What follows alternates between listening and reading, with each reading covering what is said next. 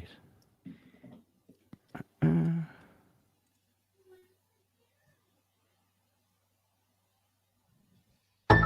I'm Matt Miller of the Ditch That Textbook podcast, a proud member of the Education Podcast Network, just like the show you're listening to right now. The opinions expressed are those of the individual hosts. Make sure you check out all the other great educational podcasts at edupodcastnetwork.com. Coming up on episode 67 of Podcast PD, we are tackling the topic of teaching online in our new remote learning world. This is Podcast PD, the show that provides you with anytime, anywhere professional development. Our conversations and guests will provide you with the learning you might get in a faculty meeting or on a PD day. Except you're going to have more fun with AJ Bianco, Stacey Lindis, and me, Chris Nessie. Let's start the show.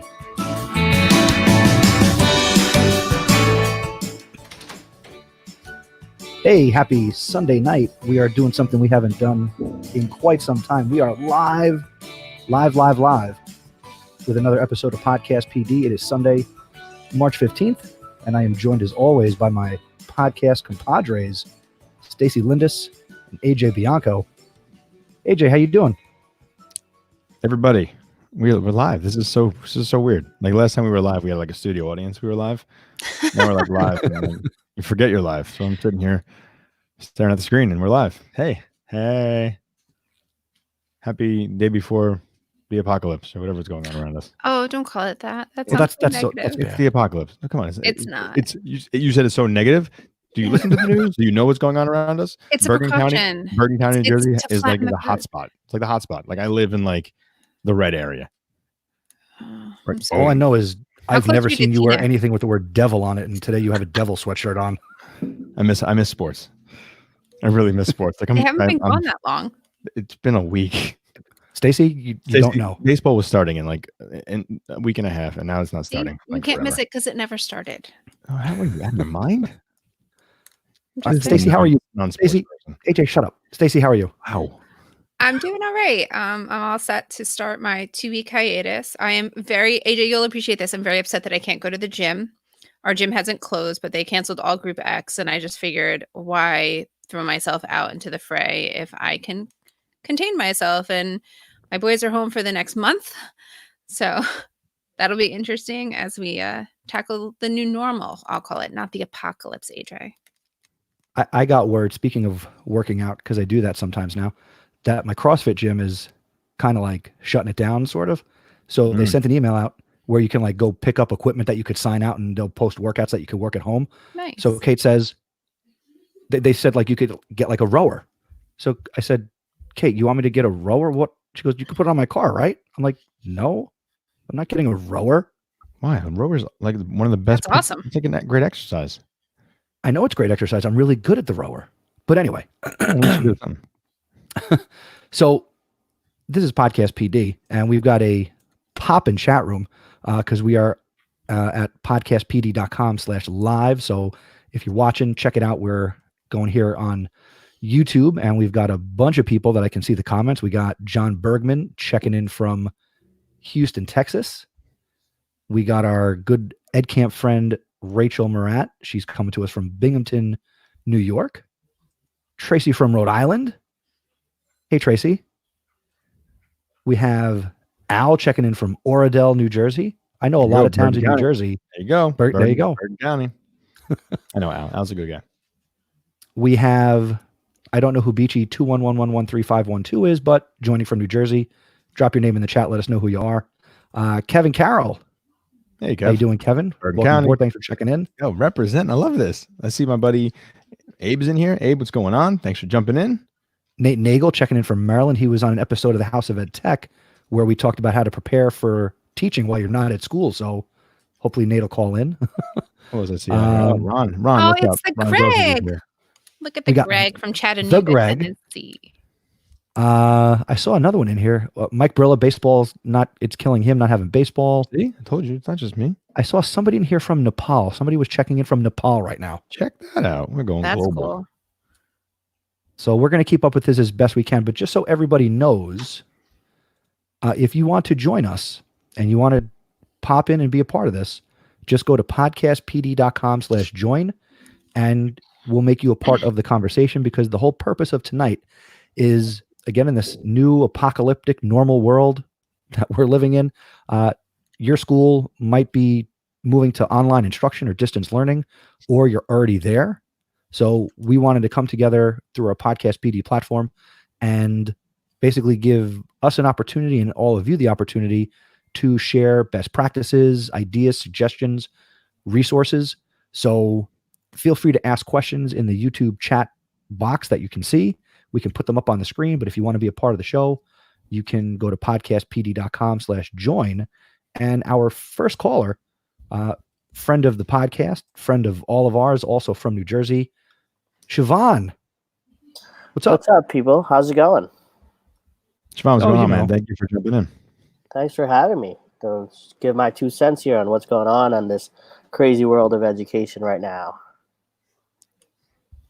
Well, Siobhan, what first, caller, tell us. I know a little bit what's going on around you. So tell us what has the last, let's say, 4 days been like for you and your school? It's been pretty crazy. So around maybe Tuesday, we got info that we were going to close on a Friday for students and have some PD. So pretty much Tuesday, Wednesday, and Thursday, kind of running around trying to figure out the best way to provide PD, provide resources to our staff.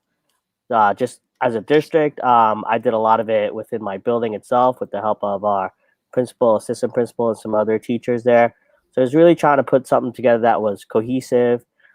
We didn't try to put things together that were brand new to our staff. So we really kind of worked on some of the things that we already had in place, but really sort of clarify best ways to use it and things like that. So you guys are focusing on digital learning. Obviously, you're doing a lot of Google Classroom. How's it working? You have a big district, so what's the major focus? Our major focus was using Google Classroom to really push things out to our students. So pretty much in the elementary, middle, and high school level, you had different people in different schools kind of doing their thing, sort of the experts or people who used it a lot. They were leading PD that morning on Friday throughout. We on our school, we kind of pushed some of that out a little bit ahead of time, like Wednesday afternoon. So this way, some of the information wasn't totally new on Friday morning. What's the best advice you gave to your teachers as they were trying to get prepared? I'm sure a lot of teachers are using the technology or Google Classroom. So what's the best advice you gave to those who are a little nervous? We really try to make them feel comfortable to plan things ahead of time. We didn't try to throw a lot of new things at them. We went through basic Google Classroom, how to set it up, some tips on not trying to go crazy with new things. You know what you can do. Keep it low stakes, especially if you maybe want to try something new, but also understand that we are at a time where not all kids may have access at the same time. So one of the things I think we really did was a good plan put forth by our principal was that we're trying to stick to our schedule. So we have a 6-day rotation. So classes that meet on A day, that's when the kids are going to be responsible for checking in. B day, they're going to check in on B day. So try to keep that routine as consistent as possible. Interesting. Siobhan, for people who want to connect with you to find out more about the strategies you're implementing, how can they connect with you? Sure. You can connect with me at Siobhan Prasad, EDU, SHIVANPERSAD, EDU on Twitter. It's probably the quickest and the easiest way. Hold on, Siobhan, one thing before you bounce out of there, because I know we have some other people in the waiting room. Give everybody the tool that you're using right now that you think is going to be the best for your students during this 2 weeks or year that we're going to be locked in our homes. Stop. 2 years, huh? I think really because our district is really familiar with Google Classroom, that's the best thing that most of our teachers know. And that's really the best thing, the only thing we have access to. We don't have a true LMS system in our district. Same. So that I'm starting to see some kinks with that, but that's what we have to work with. And I think what I would say is just to try to keep it as simple as possible. Love it. Exactly. I think I couldn't agree with you more. Keep it simple. Go out there and continue to educate the kids. And also, I think it's good for us to learn what we're capable of as educators as well. Yep, absolutely. Thanks for having me, guys. Siobhan, thank Thanks you so for much coming, popping in, Siobhan. buddy. Take care. All right. And we're going to move to our next caller, and we're going to bring up the Greg. The Greg. Oh, check this out. Hello, How are again. you, buddy? I am fantastic. Thank you. And yourself? I'm all right. We're all Good. doing well. Doing well. As Very AJ said, good. surviving the apocalypse. I've heard. So welcome. Or wait, no. I'm the big welcome. You are welcome, everybody. I'm in the wrong space, Rob. I was just going to jump on and give you all a couple of things. We were using Canvas as our LMS, which I am the Canvas person. I'm not sure if you remember Lindis, but I moved from the school to the district office, and you kept saying, "Why do you want to be a tech coach? Why do you want to do?" Yep. I love it.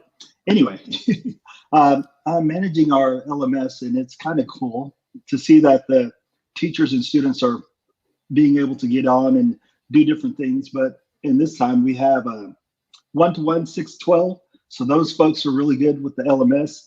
But in K-5, we have a lot of Google Classroom. And one of the things that I found out this evening, I didn't even think about it, but Google Classroom works really well in the Xbox browser as well as in the Wii U browser. Oh.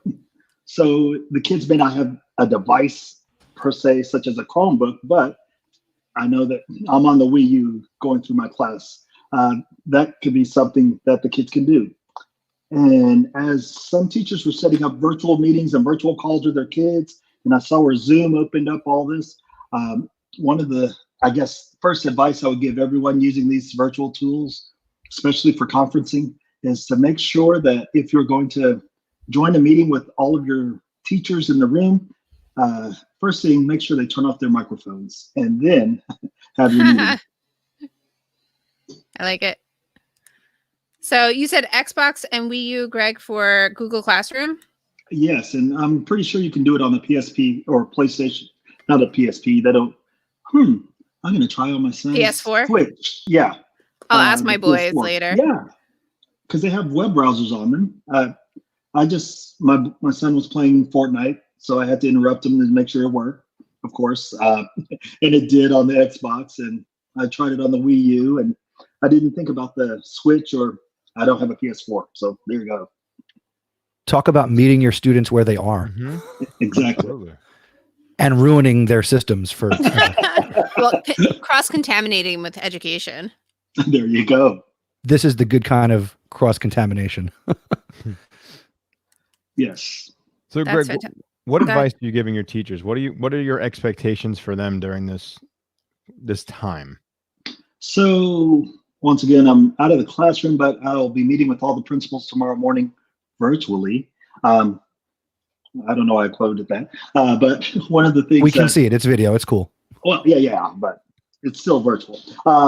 One of the things that I'm telling them is, the whole idea of low stakes. I understand that we have some learning targets that we want to hit, but the kids are learning something different, just like they are. Not necessarily a new platform or video conferencing, just the whole idea of not being in a room with other kids. And it's going to take some getting used to.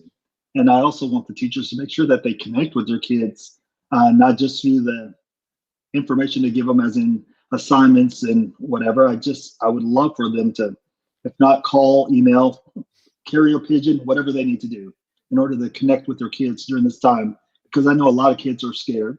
I can only imagine that they will be after a couple of weeks and realizing, hey, I've not been to school yet. Something's going on. So there you go. How long have you been out, or are you just starting tomorrow? Yes, we are starting tomorrow. I guess I still am on the, whatever the team is, task The force. emergency planning team? Yeah, for the district for the last couple of weeks. So we've been gearing up for this for a while. As a matter of fact, the last week, it seems like we were making copies of packets so that the way we're doing it is we're having packets pushed out to all the students. So they'll have paper and pencil work in all subjects, K-12, over the next week. And during that time, the teachers are shoring up their abilities on the different LMS, be it using Canvas or Google Classroom, so that they'll have a week of instruction, even though many of them are already using it, but it gives them a little bit of a break to figure out how they're going to move their classes to an online platform, which I think works well for us. And so tomorrow, we'll start with the principals meeting, and the kids will be officially working tomorrow afternoon at home. And then the following week, we're going to try to move our spring break. The board has to vote on it. Spring break to the following week. And then the week after, if we move it up, we're going to go digital learning with the students online using the mini platforms. Thank you for coughing in your elbow. Yeah. There's no one in the room with me. Social distancing and all. My kids are downstairs. Well, there you go. Greg, how can people connect with you? You can reach me on the Twitters. I am at Greg Bagby. As a matter of fact, I do more communication there than anywhere else. I tell people don't email me, send me a message on Twitter, and that's at GregBagby. I love it. Thank you for coming on and joining us. I love that advice. I'm tweeting about it now. This will be my first real tweet in forever. Oh, Lindis is back to Twitter. Okay. Yeah. Oh, sorry, Stacey. For tonight. Okay. Well, thank you all. It's been great. Thanks for Greg. joining us. Right. Man. Thanks a lot, Greg. All right. So again, we got a lot of people. I mean, the chat is this popping. chat is bumping. So thank you everybody for the ideas. I'm trying to keep up with it. We have some great ideas in here. Just Google Classroom. I see Mystery Science. If you see some free resources that you know about, please throw those in that chat for everybody to share. Yeah, this is going to be obviously released as an episode, but the chat will replay. So again, you want to share this out, tweet out, Instagram out, podcastpd.com/live. And again, if you want to join, we're leaving this up here. Go to podcastpd.com/join. And next up I'm pretty sure it's North Jersey. Please welcome esteemed administrator, Kevin Carroll, to the program. How you doing, Kevin? Another Bergen County. Look at this. Great way to put this together and get the message out to educators. It's been an amazing time of collaboration and seeing everybody come together, whether in person or virtual, and so inspiring by just all the educators out there. Yeah, Kevin, you're spot on. You're spot on. I just watching everybody do these different things and sharing it out there, I think is really, really fantastic. It's really cool. There are so many different Facebook groups and just the number of people who are just sharing whatever resources they have to share. And the number of tech companies that have come through to say like, hey, for all of this time that, this is going on, your subscription is waived and we'll be doing this for as long as we can. So it's been pretty fantastic. Agreed. What do you got for us, Kevin? I don't know. I'm excited about Loom, using that for some screencastifys and I've been sending messages out to my staff every day this week using just quick videos, and I got no time to type emails anymore. So just using it as a way. I sent one out tonight to the staff, and I sent one to the students as well. And I'm actually trying to steal some of the ideas you guys are doing tonight with this platform here to try to connect with my student leaders, my students as well, just finding a way to keep in contact with them and try to keep a normalcy as best I can at school. Now, real quick, you mentioned Loom. It's loom.com. I believe I will throw that into the comments. Can you tell people how Loom works and what it can do for people? Yeah, you can do video recordings off your screen or your tabs right within your Chromebook or whatever device you're using. It used to be up to 5 minutes. I believe the tech companies now are extending that longer. And you can, share your screen. You can have a slideshow up. You can have a Google Doc scrolling through it while you are talking to your audience or whoever you want to get it out to. So it's been a great tool. It's easy. I sent it via email and Remind today to the student body. So they're watching it on their phones or their Chromebooks, wherever they're getting connected. Nice. I've got a little experience, again, free. My favorite 4-letter F word. Mm-hmm. So that's always a plus. Absolutely. And you can record your camera. You can record the desktop. You can mash the two together. One of the other nice features I like, Kevin, is you can see when you make one, how many people watched it. Okay. So you can kind of get a sense of, all right, if I sent this to 150 staff members, did I get close to 150 people watching it? So Okay, I got to check out the stats on that. I didn't know that part of it, so thank you for that. Chris just It's thought you always had a good. big brother. There you go. I mean, on my blog, I'll see how many people read it, and I'll see that sometimes, and so you can be your highs or lows when you see how many people are reacting to it. But Yeah. you always hope they're watching. So, Kevin, what expectations you put in place for both your teachers and students during this, we'll say 2 weeks? There's no way we're going to replicate a school day, so I kind of got that message out there early on and, tried to continue with education. My message tonight was don't forget about the relationships that you've been building all this year. So I told them if you had something planned tonight for tomorrow, maybe kind of sit back and kind of check in on the kids, their well-being, how are they doing, how are they reacting to this? Are they overwhelmed with the amount of work that maybe is coming at them? Try not to bombard them. We're going to go with a minimum day schedule for our students. So we're done at 12:25, and then we're having office hours for our staff in the afternoon, which I think will be a good time for our staff to plan and really dive into some of the tools as we go on and on and on with these days off, learning virtually. Now, none of your staff has to go in, right? They're all out. You're out. Everything is closed for you.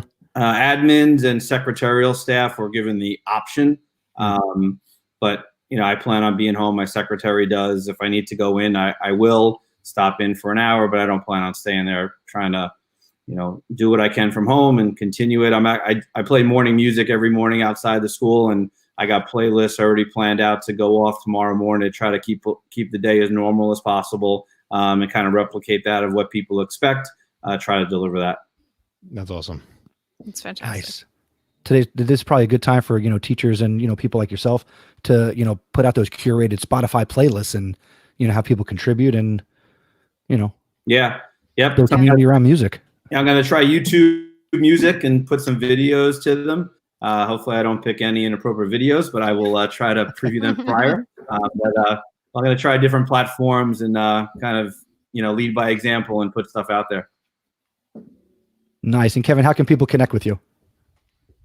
Twitter, I guess, is the easiest way. I think I'm Kevin_Carroll_. Best way to get me. And if anybody needs any resources, I'm willing to share and looking to learn from everybody else out there. So we're all in this together. That's awesome, Kevin. Thank you so much for joining us tonight, man. Thanks really for joining us, appreciate it. Kevin. Thank you. All right, guys. Good luck with it. Thanks. Enjoy the rest of the show, Kev. Thanks a lot. Yep. All right. So much good value there. Loom is definitely... That is the one I never heard of. That one actually, who told me about that? Danny Bauer, a couple years ago. That's cool. That was something he shared on a House of Ed Tech, one at the end of the year show I do. That was one of his things that he called in about. So I've played with it a little bit. It's free. It doesn't bog your computer down with software. And Nice. like I said before, you can record your desktop and your camera, and you can kind of mash the two up. And again, you get that data when you share it out. So that's definitely a plus. Speaking of a plus, I mentioned at the top of the show, he's been on the House of Ed Tech before, and he's coming to us from Maryland, fellow podcaster, knows a little something about teaching when he's not in school. Nate Nagel, what's up, buddy? Hey, Chris, how's it going? Nope. There we go. Okay. Good. How you doing? I'm doing excellent. Thanks for having me on. I appreciate it. Thanks for being here. Yeah, thanks for jumping in, Nate. Really appreciate it. No problem. So I've been teaching for roughly 10 years, but the first 4 years I taught was purely online at a charter school in Pennsylvania. So I have a little bit of experience with online teaching. Now, it's a very different experience because our kids knew what to do. But the general process, the pedagogy, all that stuff, it's not very different than your normal teaching day. My main suggestion would really be have a plan or have a schedule. The online teaching is one, you can get up and go to the bathroom without having like somebody cover your class. But the main things here is just like go through, like my schedule always was to start off with emails, do all the grading, get all that out in the morning. And then throughout the rest of the day, I'd be creating, either making content, making video, updating stuff, just trying to make it whatever I needed to do for that day. And that's kind of how I always kept my online teaching day really organized and made sure I got things done. But as part of that grading wise, Really making sure that you have valuable, intensive feedback. Because like you normally used to walking around the classroom saying, hey, you need to do this.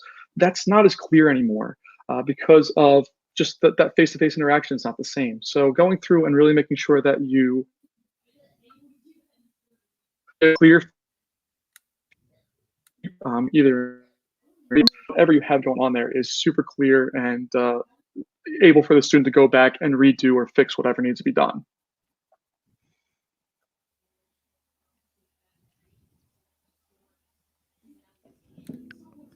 That's great advice. Thank you for that. That's a great starting point.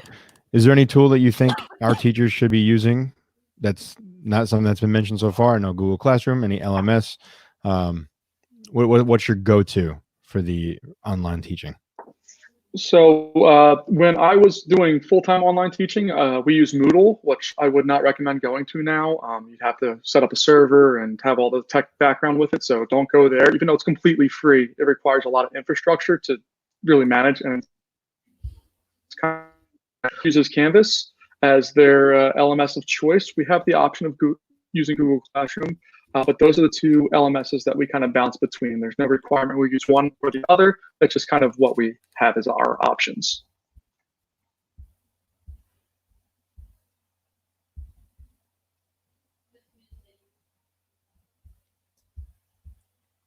I'm sorry, I was clicking on something. All right. Okay. Do you have a preference for Canvas or Google Classroom? I'm not familiar with Canvas at all. I know I've heard of it and people swear by it, but I just didn't know if you have a preference or what is more heavily used in your district. Definitely Google Classroom is more heavily used in my district, mainly because it was there before Canvas, so people adapt it. It's also much more user-friendly as far as getting up and running.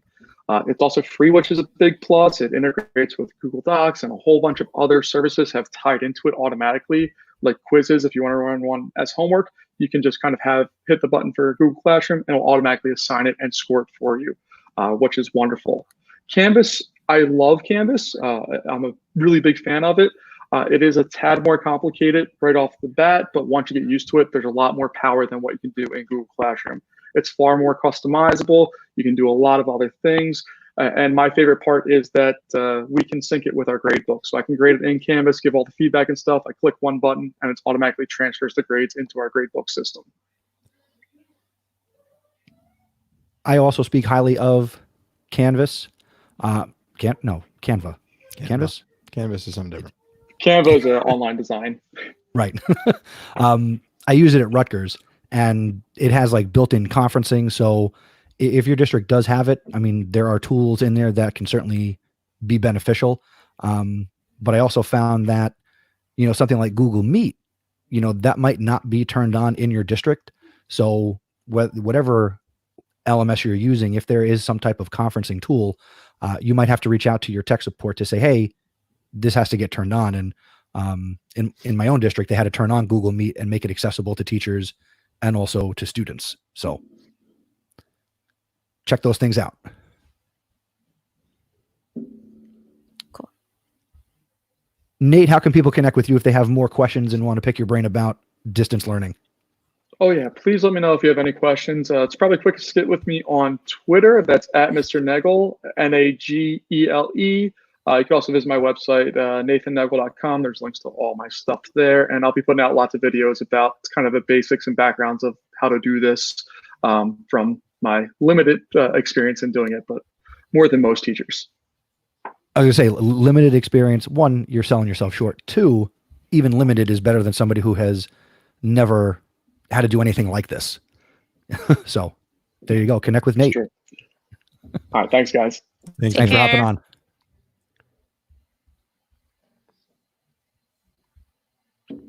See, that's the funny thing. I saw some of my college kids, they sent me a thing on Instagram where they said, wait, we're supposed to do online learning from a professor who doesn't know how to disable the autoplay function on YouTube videos? Wait, you can do that? Oh, no, wait, that's a little button. It's a button. Never mind. Yeah, that little autoplay toggle. I was thinking of the thing that pops up at the end. I hate that. Like all the different suggestions or the side. I just hate the suggestions. Anyway. Yes, I know you can do that. You didn't know how to do that? No, I know how to do it. They just found this image on Instagram and they shared it with I me see. to say, hey, It's a we meme. thought of I you. gotcha. It's a meme. Yeah. I know how to do that. I thought they were Gosh. making fun of you. No, I mean, they probably would have would, been but- They do funnier. that. They do that Whatever. anyway. They just don't do it about YouTube. Yeah. Just not tech. True. Right. So again, people, if you're enjoying this, and we got almost 30 people watching, share this out. We're having a great conversation. People are coming in and sharing stuff. We got some more callers on deck. So AJ, what do you got?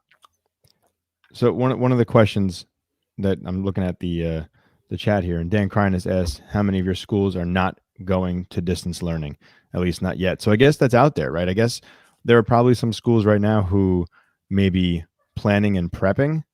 Maybe they're not. I know there are some schools, especially in New Jersey, who are taking the snow days that we haven't had yet, and they're using that to plan and prep. So the kids are off for 2 I or got even something 3 funny for days. that when you're. No, when you that's it. finish. I'm just saying 2 or 3 days where people are planning. But I think for me, Dan, future Dan, I'm off. Kids are out for at least 2 weeks. That was mandated by the county executive. He said, I'm closing schools.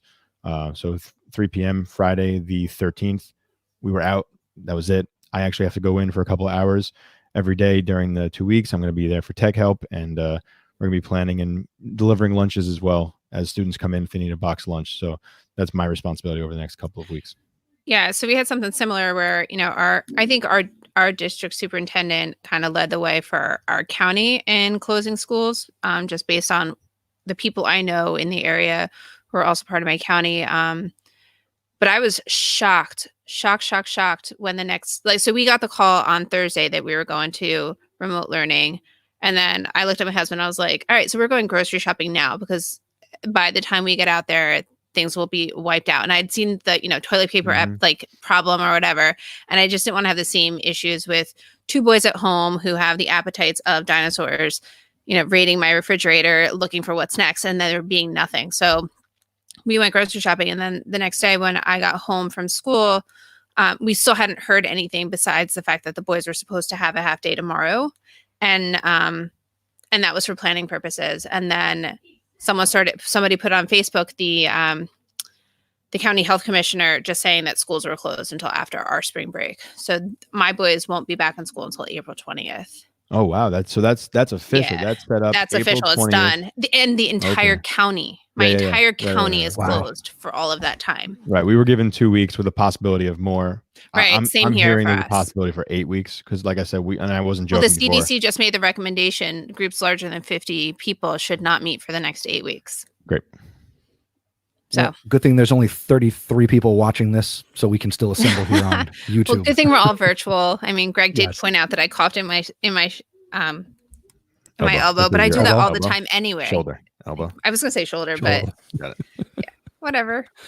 And actually, AJ, to Nick? go to your point, sorry. my boys. Right, so Neptune schools here in New Jersey, Monday, Tuesday, Wednesday this week are snow days. To which we saw my parents today, and my dad said to them, he said to Miles, if you go out tomorrow and you find snow, you don't have to do any work, and it's a snow day. So there you go. That's John Nessie for you. So I guess the other question too. So AJ, you pointed out that you're helping with meal transportation. Are other school districts doing that? Because I know that like our school district asks for volunteers, and our bus drivers will be delivering to people's homes. Yeah. And the cafeteria workers will be preparing those lunches and meals, which I think is just fantastic. I hope other districts are doing something like that. Yeah. So the food services that we use in our district, they are going to be making the food, and then we'll be having box lunches in our parking lot because we're not letting anybody in the school. So we'll be handing the lunches out if they need them. Only lunch. We're not doing the breakfast. But that determination comes from the school itself. So not everybody is doing it. I guess schools with the most need, they probably are setting it up. Some schools, like I said, they're completely closed. So the administration's not in. We're just not one of those districts. So we're going to be there, if needed. And we'll see how it goes. We might not get anybody coming because it might not be the fact that people want to leave their house. So, it's based on the district. If they want to, they can. If not, they won't. My district is again, so I'm in New Brunswick, and they've actually set up 4 points throughout the city where kids can go from, I think, 10 a.m. to 12 p.m., and the district will be providing bagged lunches, so kids who need can get. So there you go. Something else to consider. There's a lot of aspects to consider, through all of this. That's crazy. Susie just put in the chat, it would be nice if they could include some school supplies and books. That was something that our media specialist took care of. She allowed everybody to come down, get 2 additional books, no matter what their status was, late or otherwise, maxed out on the number of books that they could have out. We want kids to be as prepared as possible. And I'm doing March Book Madness, which we talked about last year. So I encourage my kids to go to their public libraries and go get those books so that they continue the reading. Now, wait, are you laying down lines on these matchups? Because I need to bet on something. I need to bet on something in March. You got to give me something. I mean, by all means, you can do it. We can do an over-under of when we all get to go back to school. My husband, like you, AJ, thinks that we're in the apocalypse. And when my boys got the overhead announcement saying that they needed to prepare to bring all of their things in case they didn't go back to school tomorrow, he sent both of them a text, just in case you're not reading between the lines, please make sure you empty out your gym lockers, bring home everything that you need for, just in case you're not going back on Monday. And my older son goes, yeah, I know. And he's like, no, you don't know. You could possibly not go back for the rest of the school year. And I was like, who writes that? Wait, what? I was just shocked. But as we gear up for this, if you think about it, when my sons go back to school, it will be after spring break and they have 2 months left of school. Who knows? And who knows? Yep. Who knows? Right. Yep. Exactly. Nice. All right. We got definitely some more people. I want to say hello to Christine Sorrentino out in the chat. New Jersey friend Robert Marangolo out in the chat. Very nice to see you guys. David Allen hanging out. And Al has been on the line for quite some time, so I feel like a real radio person. Al, welcome to the show. How you doing, bud? Good. Thanks for having me. This is fantastic that you guys are putting this together. I saw what the lady from the Archdiocese of Newark put this out. I didn't even know it was happening, and I said, I threw it out to my faculty and said, jump on. So you just said Christine Sorrentino. Her and I work together. That's awesome. So I don't know. So she gets extra credit. She does. They might get a couple. You might get a couple Bergen Catholic names on there. So I just sent out an email about an hour ago and said, hey, this is happening. So get on and and take a listen. So it's definitely cool. So Al, real quick, what is your role in education? What do you do, and what do you want to share with us? I'm the director of technology at Bergen. I've been there for 16 years, and I also teach online part-time at St. Peter's University. So for me, the online thing is nothing new. It's just you're doing the same thing, just a little different. So we've been working with our teachers over really the last 2 weeks. We use Blackboard at Bergen, and we use Blackboard Collaborate. So we have interactive sessions now. We started on Friday. No one was in school, so we're doing interactive sessions for each class that would normally meet. So we're doing 6 45-minute sessions every day. And the teachers are on, they're collaborating like this, and they can see the kids and they can interact back and forth. So it's an experiment. We're one day at a time, but it's interesting that we're learning as we go of, this worked today, let's try something for Monday. What can we fix and whatnot? But yeah, it's definitely, we're trying to keep everything as normal as we can. I run the TV studio at school. So we're trying to do a show in the morning. It's generally a kid on his front lawn who recorded the Pledge of Allegiance and some announcements, but it's still the fact that if you want to see a show, we're trying to keep things, like I said, we're trying to keep it normal. It's been interesting. It really has been. But a lot of the teachers really jumped up and really ran with this and really are doing well, considering, it was 3 weeks ago. It was, well, maybe we should think about this We might want to have a plan. Yeah. To now we took a couple of days last week and during class time said, all right, let's everybody get on. So you know how to do this, so there's no issues. We work with the faculty, and then it was, evident by hour last week of, okay, we're going to this, and we're it's here. So, it's interesting. It certainly is. Yeah, that's basically how it worked for us too, Alan. At Bergen County as well. So I know it kept evolving as the days went on. Something new was coming. But you hit on something that's really important. You said keep it normal. So with that word normal, are your teachers teaching new content? Are they doing a lot of review? What are they supposed to be doing in a given period of the day? they're doing new stuff. Whatever their plan was for Friday was the first day. If their plan was to introduce new content, then they're introducing new content. You know, if it's whatever they were supposed to do is what they're doing. We're looking at assessment. We're talking about that because we use a product called ExamSoft for online testing. And you know, there's some people that are they could, you know, if they take a test and we're not there, then they could cheat but it's the thinking mentality. Let's change that to, is it a different assessment? Or they could still take a test, but it is going to be open book. So it's, you know, it's just the way you design. It's just taking it's the same thing you're doing. It's just using a different medium to either test or to assess. So, but like I said, it's a day at a time. It's stuff that comes up like, oh, I wasn't thinking about that 3 hours ago. So Right. we go and adjust and see how it goes. You really summed it up with one of the first things you said, and that's it's the same, but a little different. Yeah, Same but different. It is. I'm doing the same thing on the same technology. I'm just sitting in my house as opposed to in my office. You know, and for some people, they've really transitioned well because it's that mentality. Okay, we're still going to do the same thing, or I should say what's really nice too is a lot of our teachers are sharing stuff. You know, hey, I tried this. You know, if you plug in your iPad to your, into QuickTime, you can put this on the screen and like, oh, hey, show me how to do that. So there's really been a lot of collaboration with our teachers, which has been great. They're all really just pitching in and helping one another, which is really, there's really no barriers. Hey, if you need help, I'm going to help you. So that's really been cool. So what PD has been going on in your school over the year, even to get to this point now that they feel very comfortable with what they're doing? Well, we started, we had Collaborate for a while, and it was one of those, oh yeah, we know we have it. And I think we had used it once or twice for snow days. And then it became evident, a couple weeks ago that we should really start to get this together and plan for, well, what if we have to use it? And then it was, well, I think we're going to need it to, we're out, we were, I guess last Thursday, we originally said, okay, we're going to go out Monday and use tomorrow as a practice virtual day. And then it was evident by Thursday, it was, okay, we're going out tomorrow.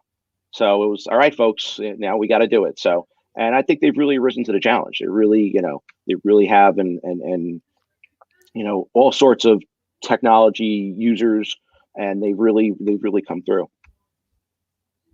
That's awesome. Thank you for sharing that. Yeah, it's great. Absolutely. Thanks for hopping on. Al, where can people connect with you if they want to obviously connect and learn more? Yeah, Twitter, Al Spiegel, ALSPIEGEL. And if you know the Spiegel catalog, then you're older than 35.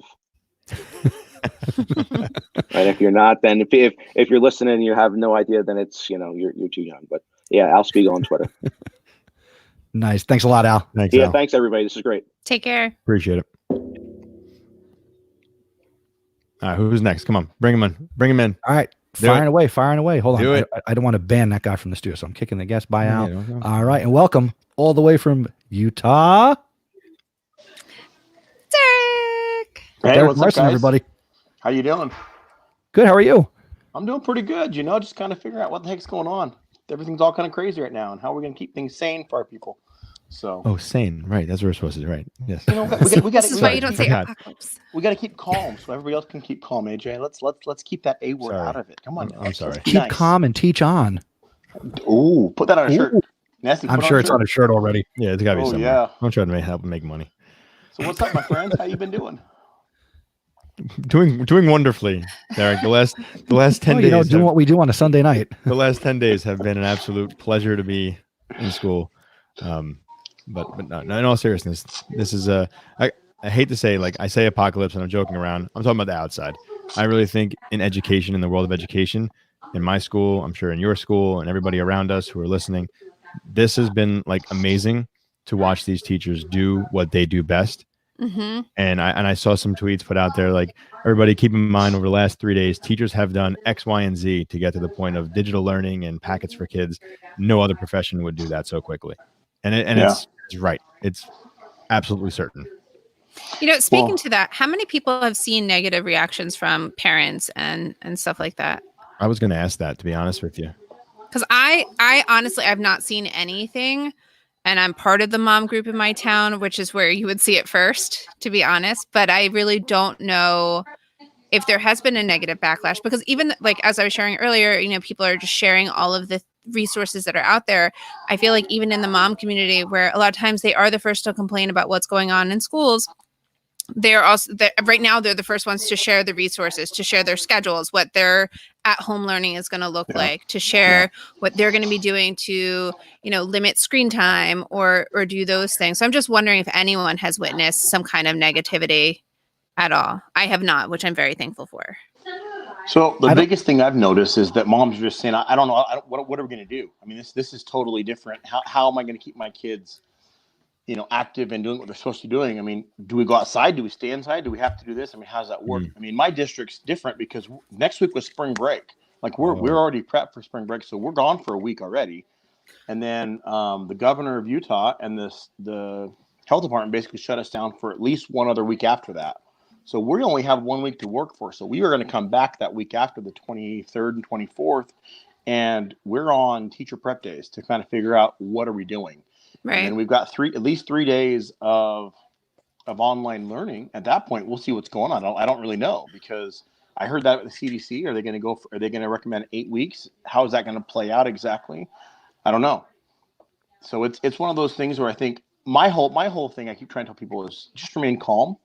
If we get all crazy and kind of anxious, we're going to push that out with our communities, and that makes it worse. And so we're really trying with my school community to just kind of, whenever people ask, just kind of, we're working on it. We're doing what we can do. We're going to keep as calm as we can go, because our call for the cancellation didn't even happen until school had ended on Friday. Wow. It hit in Utah about 3, 4 o'clock, and my school was out by 2. So the kids were gone, they were home. And so it was like, all right, here we go. We're going to just kind of hit it from there. Here was the weird thing that I didn't realize until it happened was my own children, second grader, pre-K, brought home their manila folders with their packets and their work that they're responsible for. So that sparked in me like, wait a second, there are other educators who are also parents. Yeah. Who I got to be responsible for my 130 students, and I got to make sure I keep my own kids on track, Yeah. And I'm an educator. My wife's an educator, so I can handle what my own kids are doing. But what about the parents who aren't educators and now they got to somehow support their kids? Exactly. In, tools of the mind or algebra 2.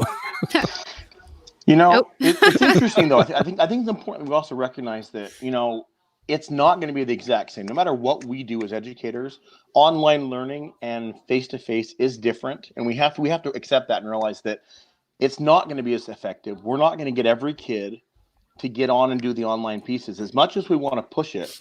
And so as educators, we've got to play our part and recognize, if I was planning to do this much stuff, I've got to shrink it down and plan for less, which typically you that's how it is online anyways. But you have to realize that you're going to have kids who will not get to it. You've got kids who don't have internet access. So no matter what, they're not going to be able to get into it anyways.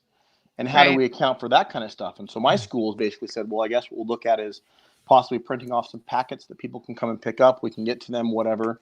But also look at it and say, well, let's not try to get a whole bunch of excessive stuff to our kids. Let's get them the minimum they need for at least the initial piece. And if it continues long term, then that's when we have to really get in and start going more. But, I'm looking at it. I'm hoping my kids' teachers are not just slamming stuff, but realizing, we as parents can do things, even if the parents aren't educators. We can help our kids to try to have some semblance of calm, because this can be really frustrating for kids and scary for kids. Mm-hmm. And we've got to make sure that let them know that they're not necessarily going to be able to do exactly what they need to be doing. There are other issues that I've been very mindful of, like those parents who cannot be home with their children. Like, what does that look like for them? Yep. And who might not necessarily have resources within the community where, I know that if in a pinch I needed to send my boys somewhere if they were younger, now they're on their own. But if they were younger, I could call on any number of friends and they'd be taken care of. But like, not everybody has that connection to their community. Mm-hmm. So those are conversations we've been having along the way too. What does it look like? when the kid is home all day and their parents aren't necessarily there with them, depending on, what age they are and stuff like that. Yeah, that's been one of our concerns when we think about attendance. Like, should we be taking attendance first thing in the morning, or are we taking attendance at 8:30? What about for the kids who can't log on to Google Classroom, or the parents who are not sending out the emails? Yes, my kid is there. What if they can't do that until 11 o'clock or during a lunch break? Are we going to mark the kid absent at that point? So I think that's really a key piece of it as well. Is the moving pieces of this. Hopefully the public understands, like, this is, even though we had a little bit of planning, this was still kind of thrown into action very, very quickly. And there should be no judgment of like how the teachers are reacting or what they're doing on a given day. You talk about packets, and I get nervous that people are giving out packets. I thought this is 21st century learning. This is what my kids are doing every day. But some of these teachers are really just putting things together with the quickness just to have work go home for these students so they can feel like they're still learning. Well, and the packets are mainly there. The reason we talked about that is because I'm in a school where we have quite a few kids who don't have any kind of access at home other than when mom and dad come home with a cell phone. And the fact of what you can do with a cell phone versus even a Chromebook or a tablet or something very different on what you're going to be able to get done, especially for kids who are not used to that. And so we also have to recognize that piece as well. So there's nothing wrong with saying, here's some packet of stuff. It's not a matter of I'm going to slam it down your throat, but if you don't have access, they can't, no matter, we can talk 21st century learning all we want, but if they don't have access to those 21st century tools, there's not much they can do. We got to go back to 20th century, 19, whatever, to get those kids learning going. 100%. Well, one of the conversations in the comments from Beachy is that a school district near where this person lives is going to park buses around town to set up hotspots to help families with no internet access. The town has 40% families without the internet. Yeah. That says a lot right there. Yeah, it does. And just accommodating everybody. We go back to lunches. We go back to kids not having devices. In the comments earlier, I think some schools are opening to hand out what Chromebooks and other electronic devices they have that can go home. And I know that that's not necessarily something that happens on a daily basis. My students go home with their devices, but my boys do not go home with their devices. So that was, a survey was sent out by the school asking, what access my kids will have when we shut down. Yeah. In my school, they made the decision that it's a K-12 district, but from 9 through 12, seniors were given Chromebooks to take home. 9 through 11, not able to give them devices. Oh, wow. Wow. So what happens to those 9 through 11 kids? I mean, how they obviously can't be guaranteed the same level because they may not have access to a device, Well, basically, another colleague in the building kind of created a quick, 3-4 question survey that everybody sort of customized. So I was able to survey my 135 kids. Do you have access to a laptop or a tablet or a computer? Do you have reliable internet at home? Do you have the ability to get someplace, maybe a family member or a public place, the library? So I was able to kind of gather some data and say, I think 130 or 132 of my kids could get access to the internet and get to Google Classroom and get the work that I was providing or will be providing for them. And for those kids who don't have the access, I was able to give them physical copies of what I'd be asking them to do. So they got it. Hey, Chris, Craig Yen is wondering why 9 through 11 students didn't get devices, only seniors. The only thing that me and my colleagues could come up with was support the kids who are going to be graduating and make sure that they can be up and current on their studies and be on pace to not fall behind as obviously graduation approaches. Okay, not to be blasé, but like most of those kids, if they're going to college, have already been accepted. Like I look at juniors of having like this being their critical year when these are the grades that matter. And like I thank goodness that like my son is not a junior and isn't worried about college applications next year. For those who are watching, I go like this. Right. And for those who are listening after the fact, I shrugged my shoulders and made an emoji face. I don't have the answer. Well, and so then there's a question there too, Stacey. How does this affect universities across the country and colleges? Do they look at their admission purposes for next year? Yeah, that's do they reevaluate how they handle that and say, okay, we have to look at this because we had nationwide closures for K-12 schools. that could have affected and messed with people, because again, they're very different learning ideas. And some people do not do online learning at all. They can't handle it. I mean, I've got many teacher friends who did master's work, and they couldn't handle online. Like they had to like stop and actually physically go because they couldn't do the online piece. Yeah. It was just too much for them. And so our students are the same way. Some students who could be amazing, top-notch kids in the classroom may really struggle with this. And I think as teachers, we have to realize that just because they're not in there doesn't mean that they don't want to be. Maybe they can't, or maybe they can't just handle it mentally. You know, maybe it might be too much for them. Yeah, I mean, that's its own set of issues too. Like what is happening at higher ed institutions, all the schools that are sending their people home or pulling them out of their abroad programs. And yeah. See, and in Utah, all the higher ed institutions, they all closed down basically for online learning only, like on Tuesday or Wednesday this week. Yeah, that happened here too. And it wasn't until Friday that the K-12 got hit. And so they were already set. And the thing is, I'm in the middle of endorsement work for my library media endorsement. And so it's all online. So it didn't affect me one bit in that sense, other than the fact that, here's this official stance now. But it does. It affects all the way up the ladder. We have to realize that. Yeah. Before we let you go, Derek, there was a question from Mike Barilla. Yeah, is that right? Mike yes, I wanted to pull that up. Go ahead. Yep, go ahead. He would like to know how your steaks tasted. My steaks were perfecto. They were so good right now. Oh my gosh, they were great. We popped them on there, had a little Worcestershire sauce, and life was good, man. It was. I'm great. a little jealous.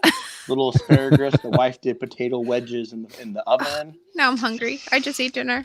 Boom! It was so good. My wife's an amazing cook, and so she lets me handle the grill. I do my grill stuff, so it was fantastic.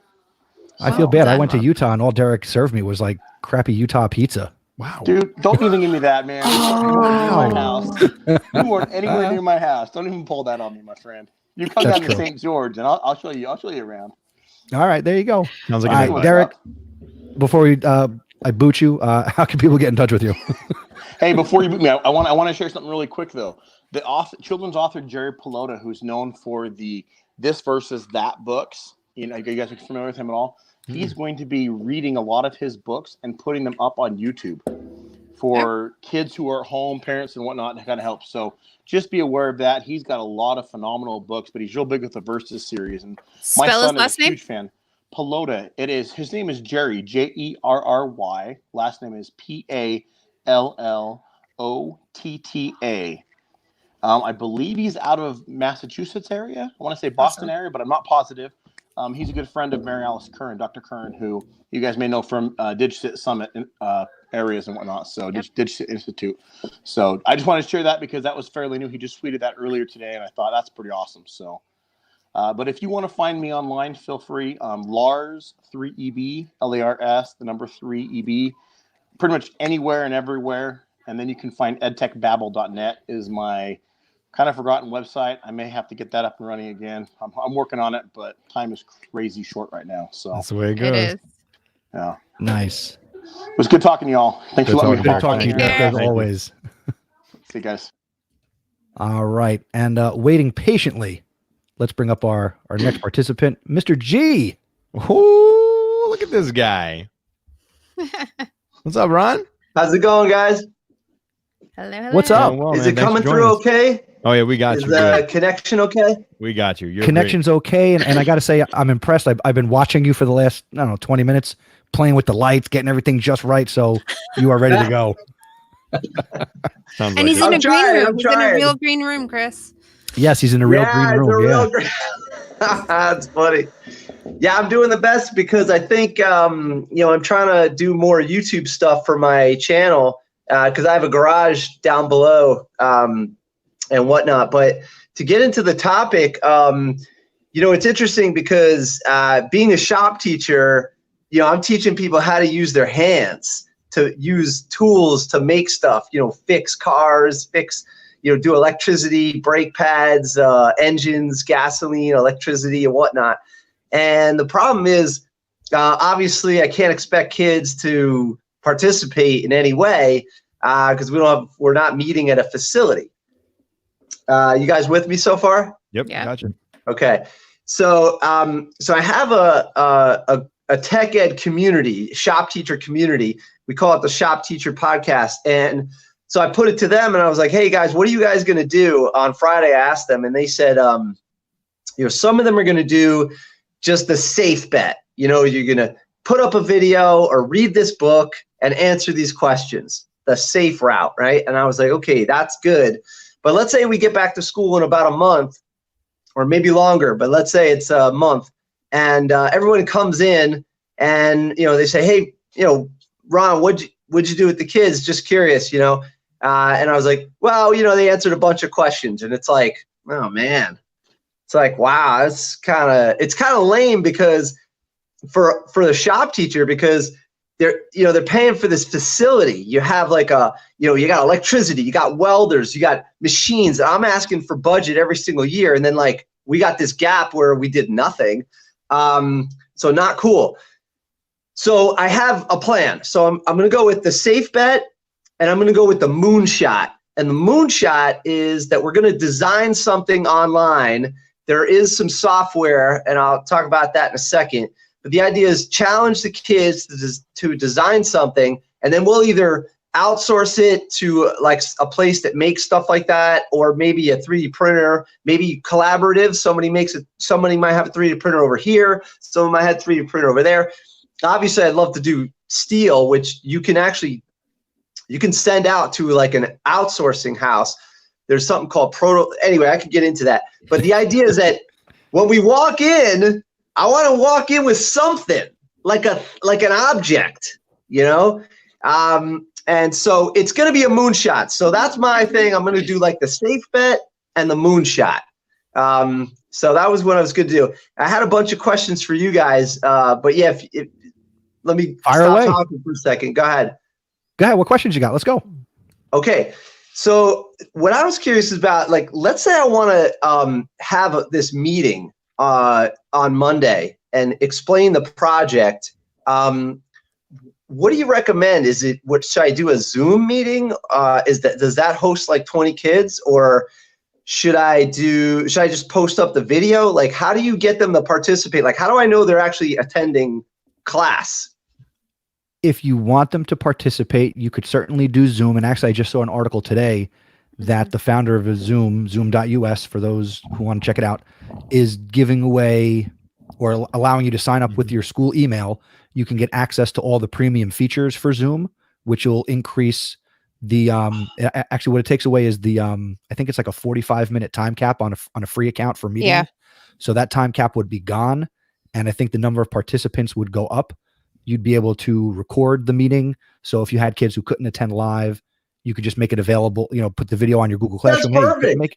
Yep. And then going back to, go ahead. I'll say there's what we're doing right now where you could, I've actually planned this week. I'm going to use StreamYard to do unlisted broadcasts. So only my kids have this link for later in the week where they can come in, check in, have the chat on a platform they're familiar with. And I can get kids coming on here. I can go over what we're doing. If they got questions, they can come on and ask me, but I'm doing StreamYard as a private stream. You can do Google Hangouts. You can do Google Meet if your district is a Google school. Go ahead, AJ. That's what I was going to talk about. Yeah, so Google Meet is something we're looking at to use, especially this week with our Board of Ed meeting, because Google Meet is Google Meet. That's what it is, right? It's not. Yeah. I don't know. It's Hangouts, Meet, same thing. What's the difference between the Google Hangout video and Google Meet? So Google Meet has a whole bunch of different options for users. You can have, I think, up to like 250. So you can have 250 people part of this meeting. And it's virtual, obviously, and it's free right now up until the end of July. So if you're a Google district and you're going to start using Google, Hangouts very well. Google Meet is the same thing. You can jump in there and use that for right now. And nice. Google Meet will also, when you do those meetings, Google Meet will save automatically to your Google Drive. If they turn on the stream feature, you can stream the meeting and then people can watch it and not be in it, but they can watch it. But again, awesome. Anything large scale like that, just advise your participants, students or adults, mute your microphone. Yep, that's what Greg said in the beginning. Yeah, yep. Or else it can get pretty crazy. Like everybody typing in a Google Doc, it can get pretty crazy pretty quick. Oh yeah, the Google Doc, right? A live doc that keeps on going. Yeah. That's interesting. That's cool. Well, so that's my plan. This is great what you guys are doing, and I would love to see a follow-up. You guys could do like a Friday happy hour thing or something like that if you want. That would be cool, like a virtual happy hour. I think it's important what you guys are doing, and our business is being challenged, our careers, and also I got a friend who does a film festival, and that's all live events, and he's being challenged because his competitors like Tribeca and Sundance, they're all canceled, and he's part of the Big Apple Film Festival, so he's never gone online before, but now that's it. He has to, otherwise his footprint's gone. So just to get back, just technically, the two things I was interested in was I'm going to use something called Onshape, which is kind of like a stolen version of SolidWorks, which is CAD, and you can share the files and it updates live. So someone can open up your file, see you editing it, and they can actually get in there and grab it. So basically, it's Google Docs for CAD. That is amazing. And what was that called? Onshape? Say that one again, Ron. What's that? Onshape? Yeah, it's called Onshape, and I've met the CEO once at a demo, and I've seen it a million times, and I tried to play with it, but I never really use it. So this is it. I'm challenged. I have to use it. This is probably the best move. Is it free? Yes, except if you want to. Yeah. Oh, this is what it is. It's kind of funny how they do it. If you want your files to be private, you got to pay. If you are okay with your files being public, then it's free. It's kind of like encourages community in a way. Right. That's awesome. Yeah. And then the other thing is Proto Labs. This was like a professional outsourcing 3-dimensional object house. So like, let's say you had a design for something and you needed a prototype made, and they cut it on a 3D. So a CNC machine is like a 3D cutter instead of a 3D printer. It cuts the material, and then they can actually just ship you the prototype over the mail. It's expensive. It's a professional, and it's like traded on the stock market. It's like a big company, but maybe if the thing's small enough, it's $30 or $50. Maybe I'll just spring for it, and then we'll have an object when we walk in. I don't know. Dude, Ron, that's awesome, man. Yeah. Thank you for sharing all that. That's great. Different perspective. Yeah, so that's basically it. Thanks for having me on. Well, hold on. Before you go, I know you. If anybody wants to find me on Mr. G's Workshop, there you go. On Instagram. There you go. And you got to check out his stuff because his YouTube videos are fire. That's awesome. Thanks for joining us, Ron. I appreciate it. Thanks, Ron. All right. I love him. Cut him off a little too he's quick. He's one of my coffee to you guys. I love Ron. He draws pictures for my kids all the time when he comes. They absolutely like, where's Ron? Where's he gonna draw me that car? Ron's the man. I like Ron. He's a good dude. Nice. So for everybody who's watching, again, share this out on Twitter. Share the link podcastpd.com/live. We're talking about teaching online and trying to be effective at it. And speaking of effective, he's been on hold a long time, and let's just punch him right up. Bruce. I feel like a first time, long time caller. Kind of finally on. I was actually trying to. I just thought of it as I put you on. I should play the Cousin Brucey music. Oh my goodness. Oh, that would be great. How about like Meet the Mets?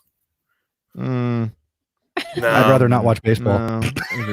I know. I'm a huge sports fan, and there is nothing on. See, Bruce, this is what I was talking to Stacey about. She thought I was out of my mind. Like, it's been a week. A week is a long time in the sports world. That's like there's 5 games on, and unless you want to bet on curling or something, there's absolutely nothing. Or did you see the thing going around the internet? The Roomba curling with like Roombas and Swiffers? I saw that in Swiffers. That was awesome. That was awesome. Yeah, I saw that. I feel like you could still be physically active though. So like there's that. I went to the park yesterday. I rode my bike. Right. So you have options. I still have electricity. I have water. I mean, exactly. Things are good. You know what? There is tons of stuff to do, and the sports world is saying whenever they come back in 8 weeks or 12 weeks, like how many people are actually going to come back after they discover going to the park, being with their family, being with their kids, all these offline things that are awesome to do. How many people are actually, they're going to lose a lot, to go back. But thanks so much for doing this tonight, because I've been looking at resources since I knew our school was going to close, and it just seems like there's so many. and it's kind of like which ones are you going to use, to be effective is like part of the challenge of it.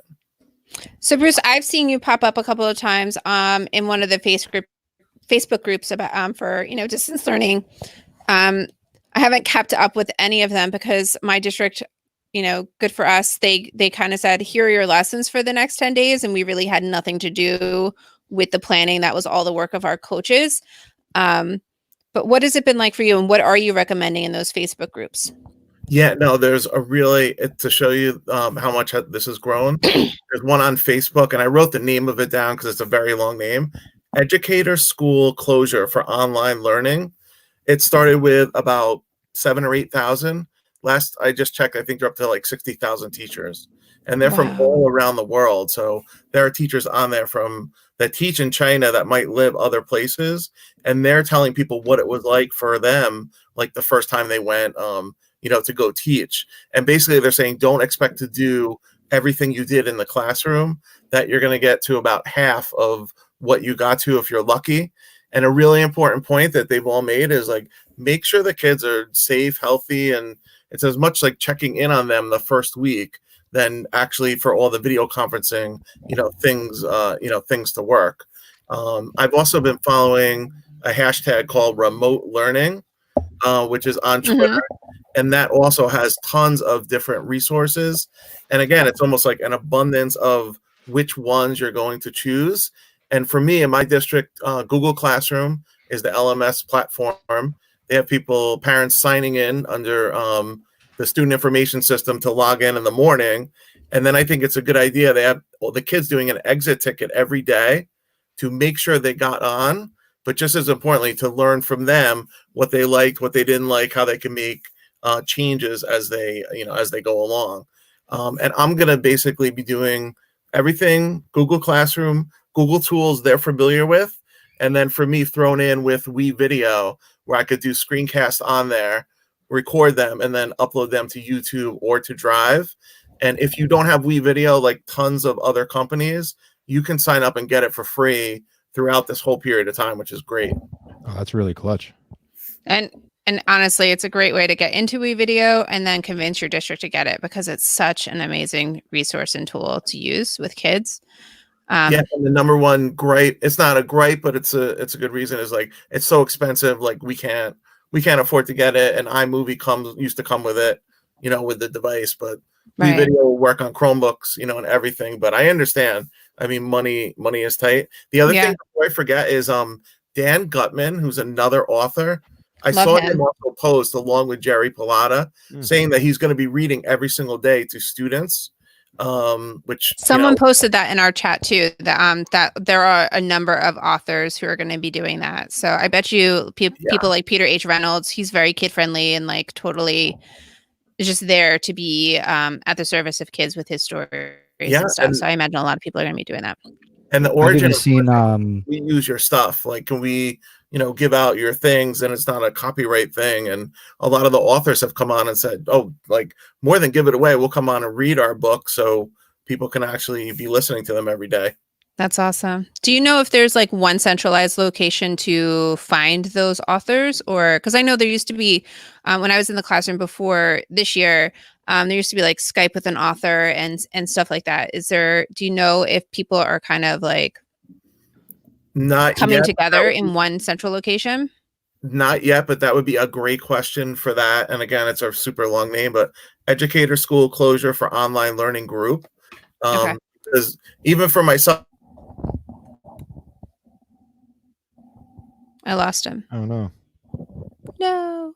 Are you there, Bruce? No. All right. Well, Bruce, you got the link. Come on back in if you can.